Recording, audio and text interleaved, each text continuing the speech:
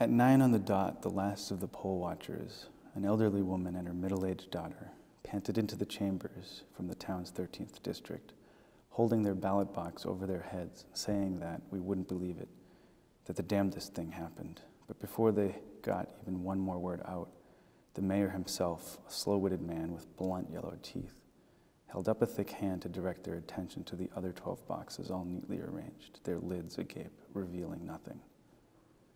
"It certainly is a pickle," he said. No ballots were cast at all that year.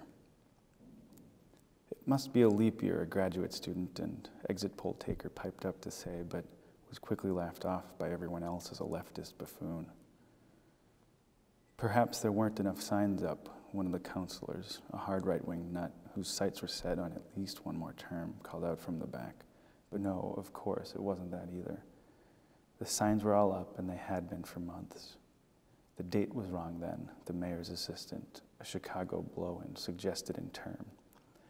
But all that were present could plainly see that the date was the date, and today was the day. Have we all given up, some wanted to know. Have we lost all our faith? Was the system at fault? Or worse, was it broken? These questions and others, the tone of which was progressively desperate, gave way to debates which gave way to disputes and then borderline brawls. And soon enough, our most eminent thinkers and political minds were called up to come down and give their 2 cents, which gladly they did, but they proffered no insight, no more at least than what could quickly be gleaned from their cheap manifestos, the fine points over which they bickered and quibbled, emphatically griping and fervently grousing till 5 in the morning, when an errant custodian, impatiently waiting to dispatch his own duties, put forth the idea that the best course of action would be to do nothing. A sound solution, the councilors said, and so it went that not one seat of council turned over that year, and the mayor himself, who had hoped to retire, remained a new term. Everyone privy, of course, was sworn to secrecy. Even the paper's reporters, those scoop-hungry rats who out in the hall with their ears to the door had overheard everything, even they were convinced to keep their mouths shut.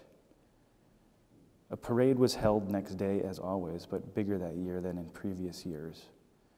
People from uptown, not one of whom voted, all came out in droves, their flags held high to cast blame on the people from downtown, those morons and hicks, for the 4 years of hell they'd now have to endure. And the people from downtown, all blameless themselves, cursed the people from uptown, those uppity twits, for the crap state of affairs that their city'd be in by the end of the term.